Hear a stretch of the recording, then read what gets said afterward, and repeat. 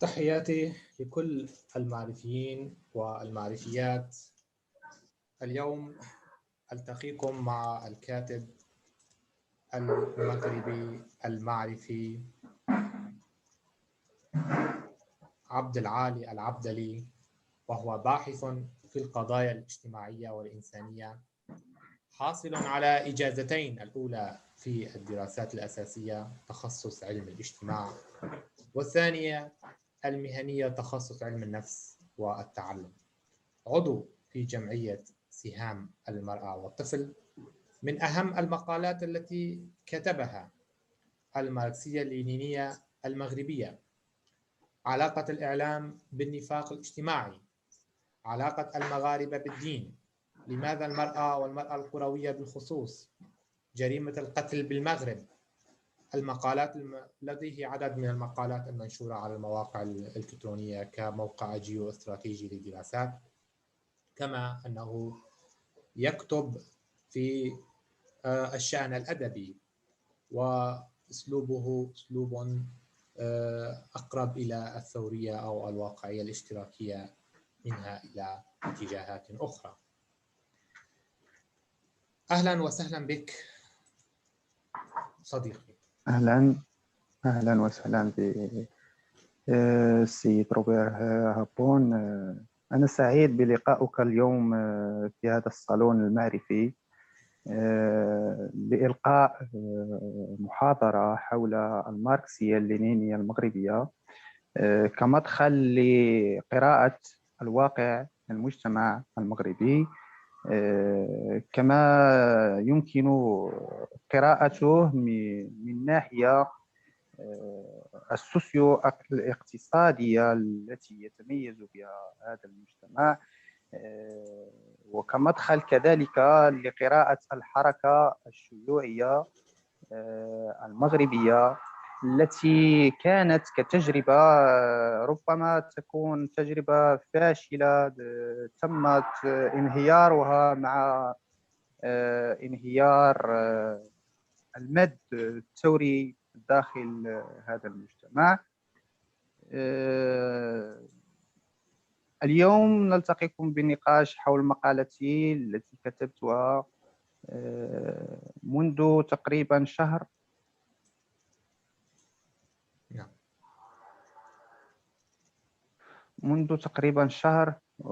تحت عنوان الماركسية المغربية. أولا أستاذ عبد العالي العبدلي، قبل أن نشرع في الدخول لهذا المقال، أود اليوم أن نعقب على المقال نقطة، سيكون ذلك ناجعا، إذ أن جو المحاضرة قد يكون عن طريق هذا البرنامج الذي نتحاور من خلاله قد يكون رتيبا. لهذا فحين نسأل أسئلة سيكون أجمل وأفضل بالنسبة لك الإجابة عليها بكل أريحية. طبعا الماركسية اللينينية المغربية، نحن لا نعلم هل هناك حركة ماركسية في المغرب، هل نشطت وأين، وما هي حقبة بدء الحراك ولماذا ضعف. قبل أن نشرع في دخول المقال بصورة أكثر توسعا، أرجو منك الإجابة حول هذه النقطة: هل هناك حركة ماركسية، هل كانت هناك حركة ماركسية لينينية مغربية، أم أنه مطلب تنظيمي وجماهيري ربما؟ لأننا لا نجد حاليا أي بوادر أو أي علامات عن ترسخ هذا النضال أو هذا التنظيم على الأرض الواقع، خاصة نجد أن المغرب بعيدة عن هذا التوجه. هل استفدت قليلا في الحديث حول هذه النقطة؟ الشكر موصول إليك على طرح هذا السؤال الجيد القيم ربما الحركة الشيوعية العالمية قد أثبتت وجودها داخل مجموعة من المجتمعات، من بينها المجتمع المغربي.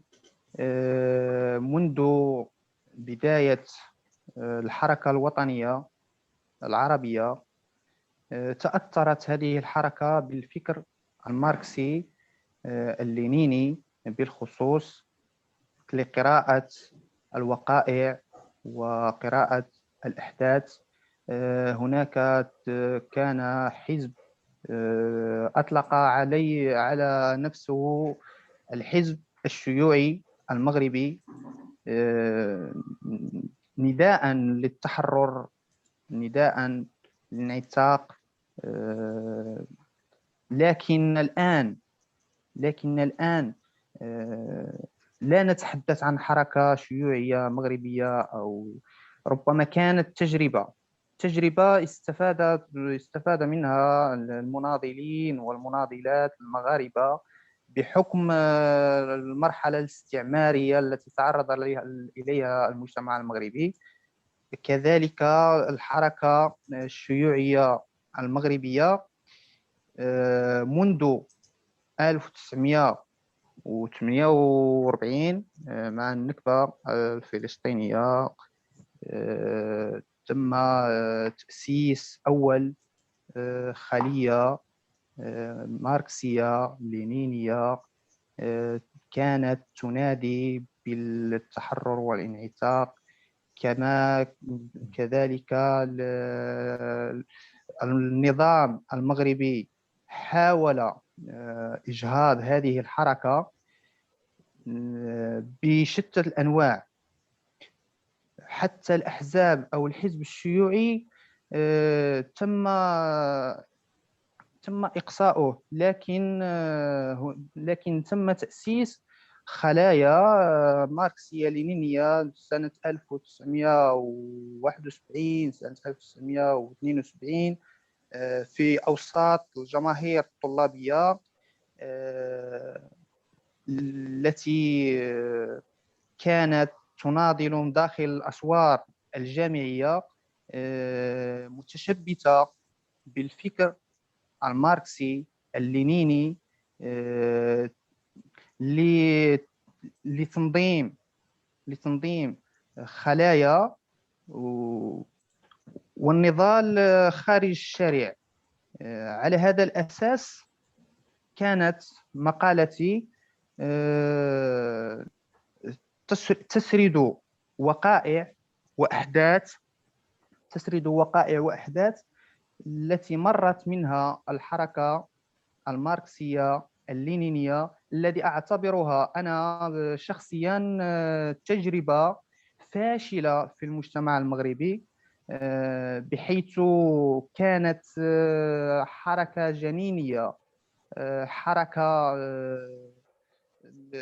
بسيطة جدا، لا تطمح للتغيير الجذري، وإنما كانت تنادي بمطالب اجتماعية مثل العدالة، مثل الديمقراطية، مثل مطالب أخرى اقتصادية، بحكم الأزمة التي كان يعيشها المجتمع المغربي نتيجة الاستعمار الفرنسي والاستعمار الإسباني، نتيجة القرارات التي كان المغرب أو النظام السياسي المغربي يصدرها في حق هؤلاء أبناء الشعب المغربي.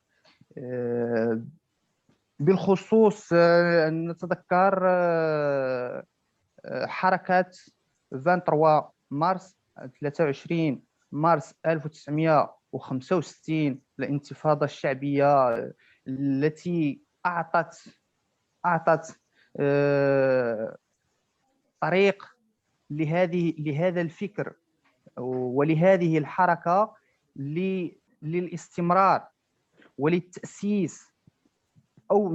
قلت أول خلية كانت تسمى تحت هذا الاسم، تسمى 23 مارس وتم تأسيس خلايا أخرى إلى الأمام، تيار نخدم الشعب.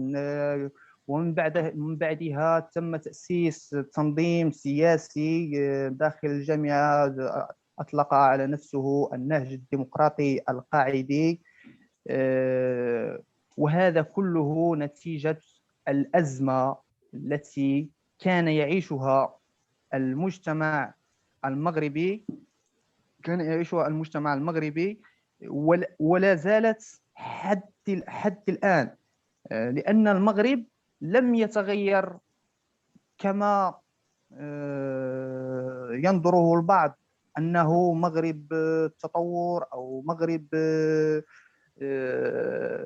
الديمقراطية وإلى غير ذلك من المفاهيم والشعارات الرنانة التي يروج لها البعض، حيث أن المغرب حتى الاستعمار كان استعمار هادئ، بحيث المستعمر حاول استخدام ما يسمى بسياسة التهدئة، السياسة التي لم يستخدمها في أي دولة من الدول التي استعمرته هذه الدول. وأقرب دولة لي دولة الجزائر التي أدخل إليها المستعمر بطريقة العنف وبطريقة ما هو عسكري، لكن المغرب ليس كذلك. من جانب آخر، ولنتحدث عن هذه الحركة. في البدء كانت حركة ثورية، حركة تطمح إلى التغيير الجذري، حركة تنادي بمطالب كبرى وترفع شعار الشعب يريد إسقاط النظام وإلى غير ذلك من الشعارات التي كونها المناضلين وفق هذا الفكر. وفق هذا الفكر أظن الفكرة وهذا التوسع وهذا الاستطراد كان كافي في البداية. الآن أريد أن أنتقل إلى سؤال آخر وهو من صلب مقالك. أنت تقول هنا لقد تدهور الخطير لوضعية الفلاحين الصغار والمتوسطين، فقد هلل الفلاحون الاستقلال 1956 وعمت الفرحة كل قرى البادية، وظن الجميع أن المسؤولين الجدد سيسترجعون الأراضي الجماعية التي استحوذ عليها المعمرون تعسفا لتسليمها إلى أصحابها الشرعيين. ماذا تعني من هذه النقطة؟ حبذا لو تتحدث عن حقبة 1956، ما الذي جرى فيها؟ وهل نضال الحركة الشيوعية المغربية بدأ في تلك الفترة بالتحديد؟ نتذكر في سنة 1956 السنة التي أعلن عليه المستعمر بالاستقلال المغرب، وهو نعتبره كماركسي لينينيين استقلال شكلي، باعتباره استقلال غير استقلال كامل، وإنما كما يقول أحد الكتاب المغاربة خرج الاستعمار من الباب ودخل من النافذة. نعم. نرجع لسنة 1955 بالخصوص 30 غشت. هنا وقع المغرب معاهدة ما يسمى بمعاهدة إكسليبان. هذه المعاهدة التي حاول المستعمر الربط المغرب على المستوى الاقتصادي، على المستوى السياسي، وعلى المستوى الثقافي، وعلى جميع المستويات الحياة الاجتماعية للسيطرة على المجتمع المغربي. وبحكم النظام السياسي تربى في أحضان المستعمر. لكن من جانب الحركة الشيوعية في تلك المرحلة كانت حركة جنينية، حركة بحكم بعض المفكرين كانوا استكملوا دراستهم في المجتمعات الأوروبية تعرفوا أو درسوا هذا الفكر وتعرفوا على شيوعيين ومفكرين لانتقال هذه الفكرة للمجتمع المغربي. كما قلت، الحزب الشيوعي المغربي الذي تأسس سنة 1940 على ما أظن هذا التاريخ، لم يدوم سنتين، وانشق منه ما يسمى بالحزب الاتحاد الاشتراكي، ومن بعد كذلك انشق منه حزب آخر يسمى بحزب اتحاد العمال، اتحاد العمال على ما أظن. الفكرة، الفلاحين هم أكبر الفئات الاجتماعية التي تضررت من الاستعمار، لا سواء قلت الاستعمار الفرنسي بحكم المجتمع المغربي كان مستعمر من طرف فرنسا، وكان مستعمر من طرف إسبانيا. هذه الدول كانت تقسم المغرب.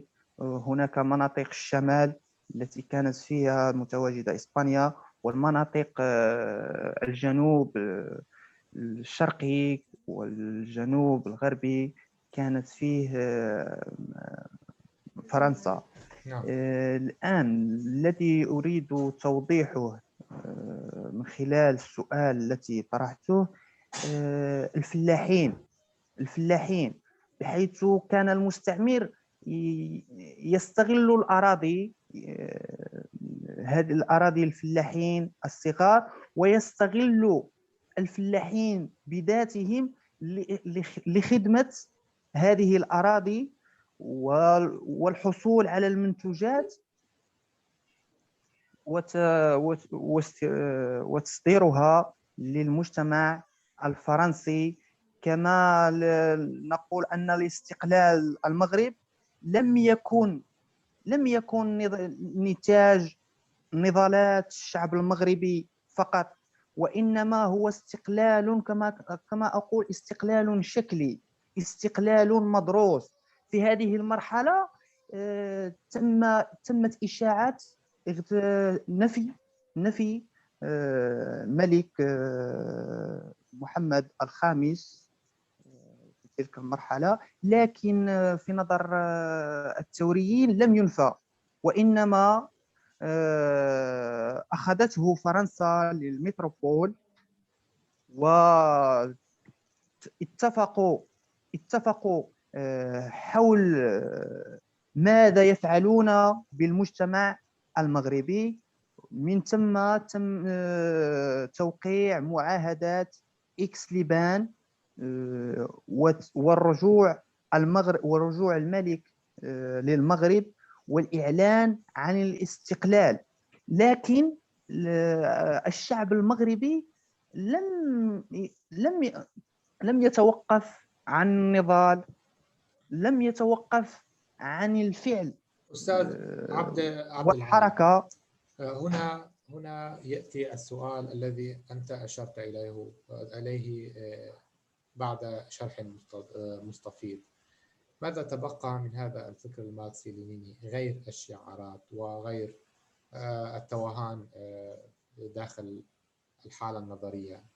أين هي الحركة الشيوعية في هذا المد الإسلاموي الذي راح يحرق الأخضر واليابس، والذي حال ثورات الربيع العربي إلى سواد؟ أين هو الحراك العلماني؟ ولا أعني هنا الحراك الماركسي لينيني فقط، وإنما أتحدث عن العلمانية التي هي في حال التهديد في كافة دول العالم العربي إن صح التعبير. هل تعتقد أن هناك حاضنة شعبية للحراك العلماني المدني الديمقراطي في المغرب، أم أن المد الإسلامي جاء وتأصل نتيجة وجود حاضنة شعبية في المغرب؟ حبذا لو أجزت في الإجابة وقت ضبط سوف في إجابتك؟ سوف نبدأ منذ سنة 1971 سنة 1972 المرحلة التي تم اعتقال مجموعة من المناضلين الثوريين الذين كانوا ينتمون لمنظمة 23 مارس ومنظمة إلى الأمام. نعم. لكن النظام السياسي لم ينجح في ضرب هذا المد الثوري، وبقي في داخل أسوار الجامعة يحملوه مناضلين.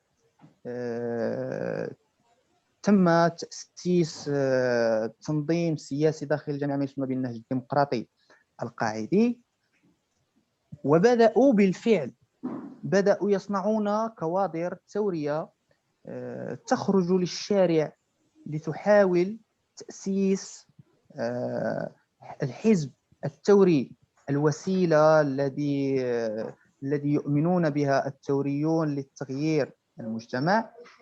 لكن النظام السياسي حاول تمرير ورقة لضرب هذا الفكر، ما يسمى بالورقة المتأسلمون، أو ما يسمى داخل أسوار الجامعة الإخوان المسلمين، لمواجهة الفكر الإلحادي، باعتبار الماركسية اللينينية كانت فكر بنظر النظام السياسي فكر إلحادي. على هذا الأساس تم دخول رجال الدين بدأوا بمواجهات عسكرية بالسلاح لضرب المناضلين الذي ذهبوا على إثرها شاهدين، معطي بومليل وأيجيد بن عيسى في المرحلة التسعينات. نعم. لكن في العلاقة الماركسية أو الحركة الشيوعية المغربية بالربيع العربي، هناك كانوا تقيحات فكرية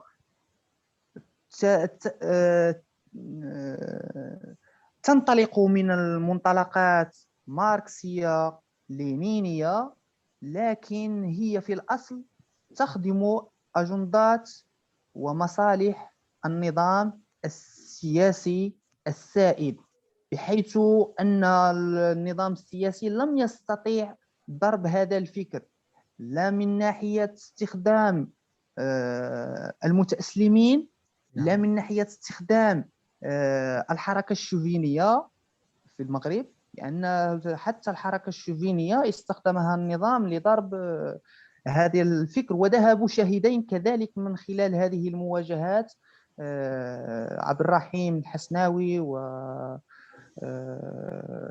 ومصطفى الساسيوي. بخصوص سنة 2012 أو ما يسمى ب 20 فبراير المجتمع المغربي، خرج الشعب بكامله للانتفاض وللرفض هذا الواقع المرير.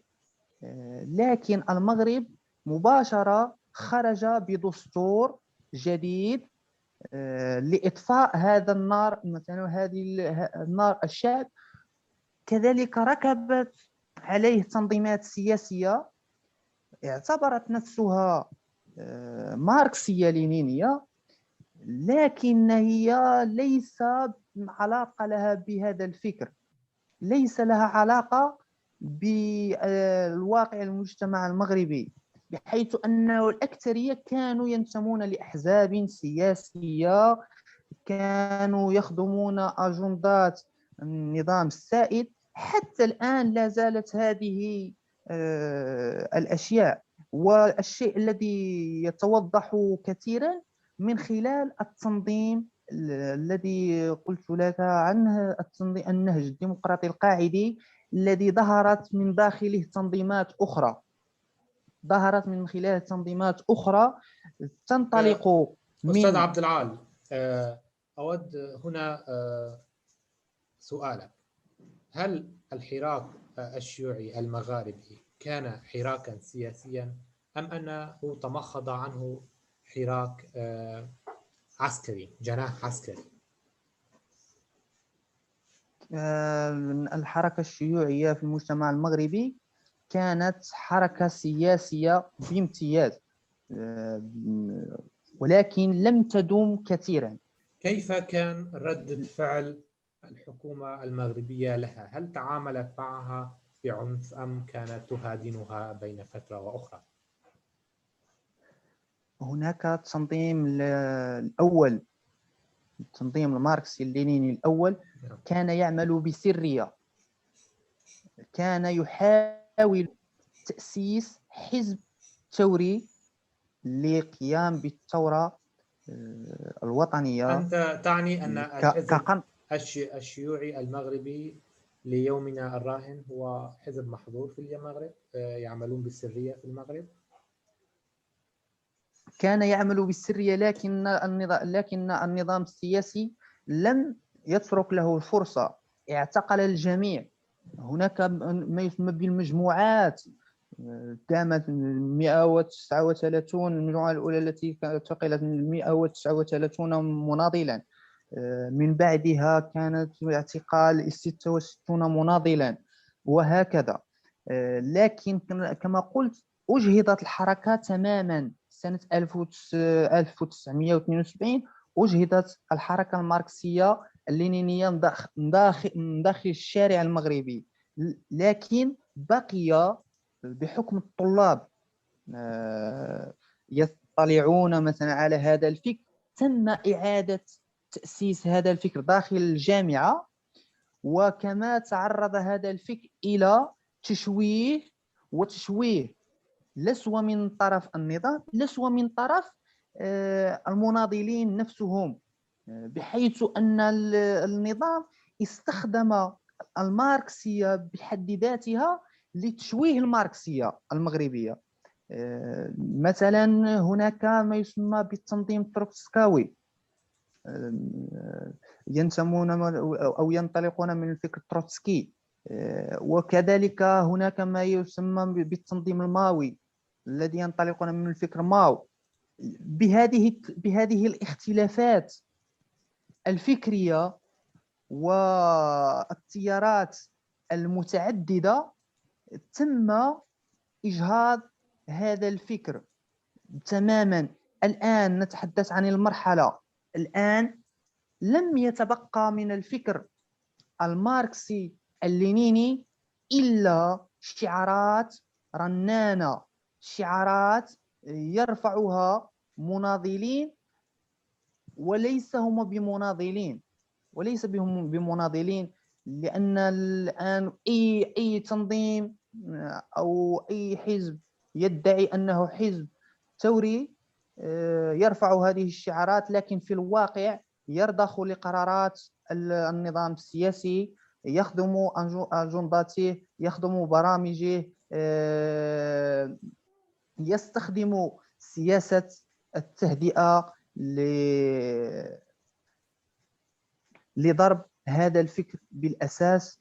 والواقع المجتمع المغربي يبين ذلك، لأن الصورة الذي يعطيها المغرب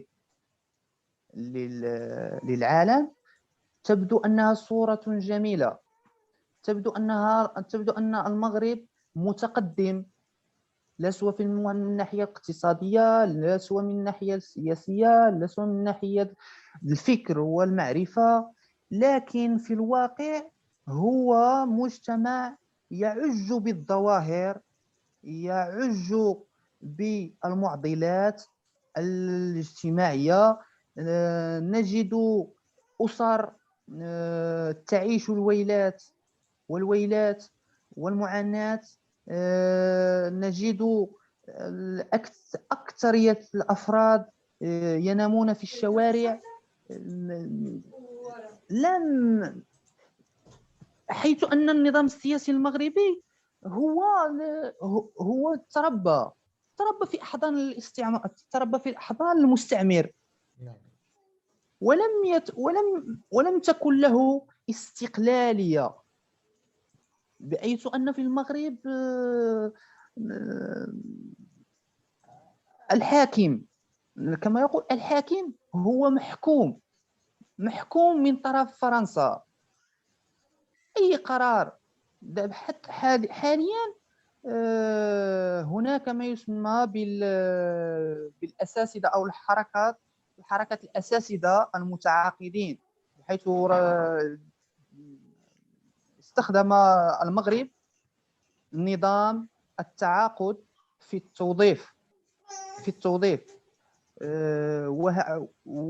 وهؤلاء الاساسده اسسوا تنسيقيه، أطلقوا على نفسهم تنسيقيات الأساسدة الذي فرض عليهم التعاقد،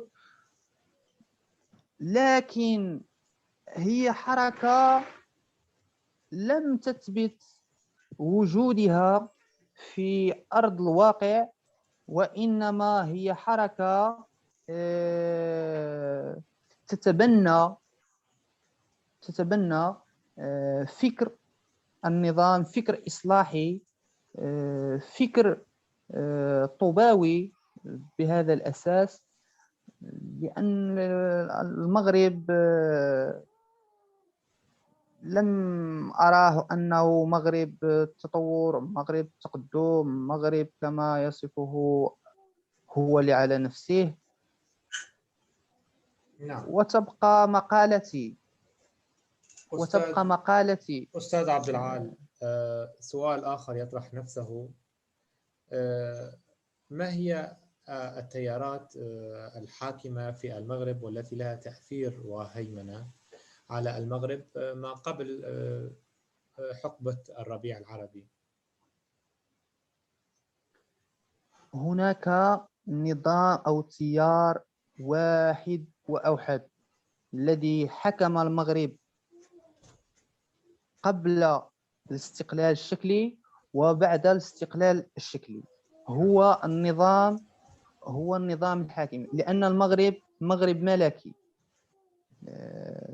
ليس الأحزاب. هناك كانت انقلابات من طرف الجنرالات العسكرية التي كانت في النظام العسكري للمؤسسات، لكن يبقى الفكر الاستعماري نعم. هو الحاكم الوحيد. ما الفارق؟ هل هناك فارق بين نظام الملك الأب والابن من ناحية الحريات؟ هل هناك فارق حقيقي بين تلك الفترتين، أم أنها بالمحصلة النظام الملكي ما يزال نظاما ديكتاتوريا توريثيا يفرض نفسه على جميع شرائح المجتمع المغربي؟ هناك الحكم الملكي هو حكم موروث، نعم، نحن يرثه نعلم الأب. أنه حكم توارثي، ولكن هل هناك فارق بين الملك الأب والملك الابن الذي تسلم العرش بعد أبيه؟ لقد سمعنا كثيرا من بعض المغاربة أن فترة حكم الأب كانت تتجسد بالمزيد من القمع، المزيد من التنكيل بالمعارضين المعتقلين، لكن فترة حكم الابن هي مختلفة وأفضل من الأب. هل هذا صحيح يعني؟ وعلى أي أساس تماما يمكن أن يستند ذلك على؟ قول صحيح، لكن نعم. الجوهر يبقى نظام ديكتاتوري. نعم. في مرحلة الأب كان يتعامل بما هو عسكري، نعم. في نشر الرعب، نشر الخوف وسط الشعب المغربي. لكن في مرحلة الابن حاول استخدام سياسة جديدة، وهي سياسة مملاة من طرف المستعمر بحكم التطورات، بحكم التطور الواعي للشعب المغربي، بحكم تطور المؤسسات. بحكم إنتاج دستور جديد، وهو دستور على الأوراق، لكن تبقى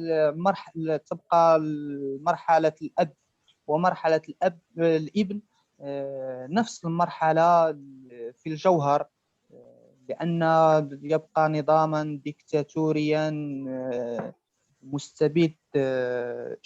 الشعب المغربي لم يتغير الواقع، حيث أن واقع مرحلة الأب هو الواقع مرحلة الابن، هو الواقع الذي لا زال نعيشه حتى الآن. نعم. أود سؤالك أيضا حول جبهة البوليساريو. ما هي هذه الجبهة؟ ما حقيقتها؟ وهل لها تأثير في كافة بلدان ما يسمى المغرب العربي، أم أن تأثيرها ضعيف، أم أنها هي حالة دخيلة على المجتمع المغربي؟ ربما المنطلقات الشخصية. نحن إنسان في آخر المطاف، نحب الإنسانية. نعم. هذه الجبهة، هذه الصحراء، نتحدث عن الصحراء. هناك من يقول الصحراء مغربية، نعم. وهناك من يقول الصحراء غربية لجبهة البوليساريو. هذه الجبهة البوليساريو هي مجموعة في الوصف النظام السياسي هي مجموعة من الأشخاص الذين يتواجدون عبر قرب الحدود لكن الموقف الماركسية اللينينية المغربية من قضية الصحراء، من حق الشعب الصحراوي في تقرير مصيره. هذا هو الموقف الذي يرفعه الماركسيون اللينينيون. لكن الآن تغيرت المواقف بالنسبة لهؤلاء الحركة، ولكن يعتبرها أنها صحراء مغربية. نتذكر سنة 1973 هناك من اجتمعوا المغاربة من طرف النظام، اجتمعوا من النظام السياسي، جمع المغاربة جميعا وذهبوا إلى الصحراء يرفعون رايات المغرب ويقولون أن الصحراء هي صحراء مغربية، ومن ثم يقولون أن تم تحرير الصحراء، تم مثلا استقلال الصحراء. لكن يبقى أنا شخصيا يبقى الشعب الصحراوي هو الذي يقرر في مصيره، وتبقى الجبهة البوليساريو الذين يقطنون في الصحراء المغربية. هل هم أمازيغ أم عرب، أم أنهم من الأمازيغ والعرب لكنهم ينظرون في أنفسهم على أنهم مستقلين ولديهم خصوصية؟ يعني موضوع أزمة جبهة البوليساريو وتلك القضية هل مرتبطة بالاستعمار، أم أن هذه القضية ظهرت بعد جلاء الاستعمار الفرنسي عن المغرب؟ بحكم أن الجزائر والمغرب كانوا مستعمرين من طرف فرنسا. نعم. هذا هو نقطة الاشتراك الذي كان بين هذه المجتمعات. بعد خروج إذن أزمة الصحراء هي ليست أزمة مغربية، هي أزمة جزائرية مغربية، أليس كذلك؟ الصحراء، قضية الصحراء هي قضية عالمية. تستخدمها الولايات المتحدة الأمريكية بالأساس. نعم. مثل قضية فلسطين. نعم. تبقى ورقة تلعب بها الإمبريالية بالخصوص الأمريكية لخلق نزاعات بين هؤلاء الشعوب، لأن بين الشعب المغربي والشعب الجزائري نحن إخوة، نحن متفقين على جميع الأشياء. لكن يبقى النظام السياسي الجزائري والنظام السياسي المغربي هم من يدفعوا في تلك النزاعات والآن في تلك السنة قبل شهرين أو 3 أشهر أعلنت الولايات المتحدة الأمريكية بأن الصحراء مغربية، لأن الصحراء الآن هي في المحكمة الدولية.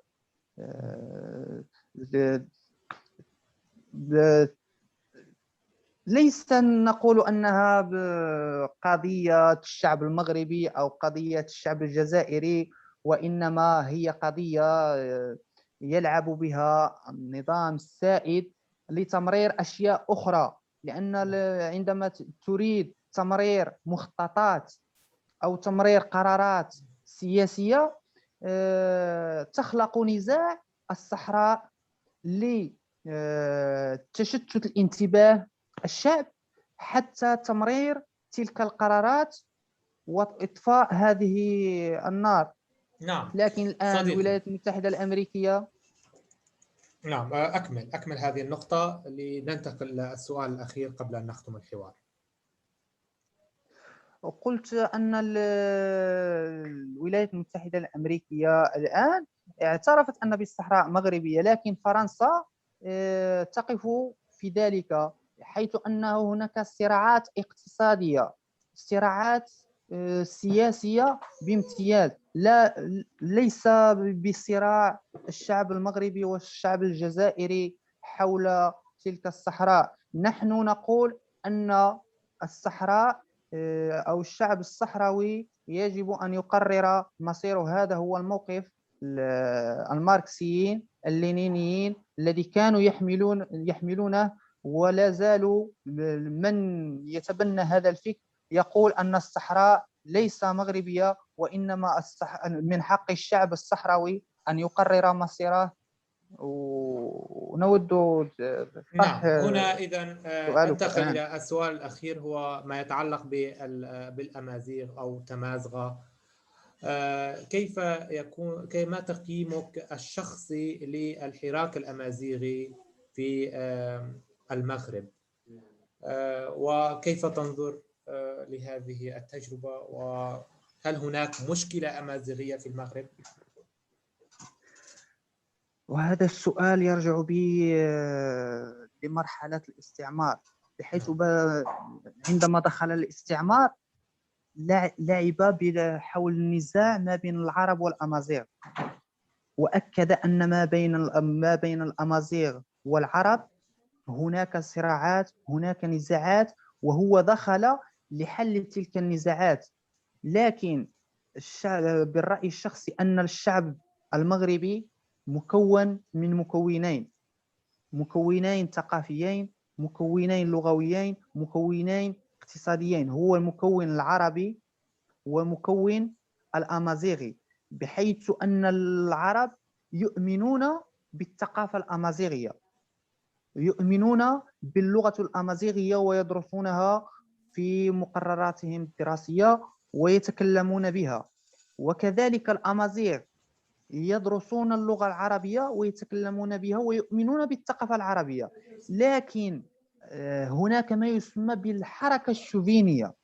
هذه الحركة الشوفينية الذي أسسها النظام السياسي من داخل المجتمع المغربي ومن داخل المجتمعات الأخرى، وأنا نتحدث عن المجتمع المغربي، أسس هذه الحركة لضرب الفعل النضالي وتشتت الشعب سؤال جزء من هذا السؤال الذي طرحته، هل تؤمن أن المغرب أمازيغية أم أنها عربية وجزء من الوطن العربي؟ نؤمن أن الأمازيغ والعرب هما مكونين يكمل بعضهما البعض، والمغرب من بين دول المغرب العربي، لأن هناك كانت حركة ما يسمى بالحركة الوطنية العربية، كانوا يناضلون من داخلها وينسقون ما بين جميع الدول العربية للتحرر والانعتاق. لكن كما قلت لك استخدم النظام لتشتت هذا الانتباه وتشتت الفئات الشعبية لتمرير قراراته وتمرير إذا مخططاته أنت السياسية. تعتبر أن المغرب هو عربي وليس أمازيغي، بالنهاية صفته وهويته عربية وليست أمازيغية؟ بالنسبة لي أنني لا نؤمن بأن الأمازيغ والعرب هم مكونين، لكن نؤمن بأننا في آخر المطاف إنسان. نعم. لا نؤمن حتى بالعرب في الأصل، لأن الأصل والبحث عن الأصل يرجع بنا لملايين السنين لتحديد هذا الأصل جيدا. لكن نحن خلقنا تربينا مثلا في ثقافة عربية، ولكن بعد الاكتشاف والدراسة والقراءة رأيت أن هناك خطين. الخط الأول يؤمن بأن العرب هو الأصل، وخط الثاني يؤمن بأن الأمازيغ هو الأصل. لكن في الأصل الجيد نحن تبقى اللغة هي مجرد وسيلة للتواصل. أكون أمازيغي أو عربي، لكن أكون إنسانا يؤمن بالإنسانية الحقيقية، يؤمن بالتحرر، يؤمن بأن الإنسان يعيش بكرامة، يعيش بحرية، تكون له نعم. في نهاية الحوار لا يسعني إلا شكرك وعلى وجودك وعلى هذا الحوار الجميل. أعزائي، بهذا نصل إلى نهاية الحوار. أشكركم على متابعتكم، ولا تنسوا الاشتراك في قناتنا ودعمنا نحو مزيد من المقابلات والحوارات. دمتم بخير وإلى اللقاء.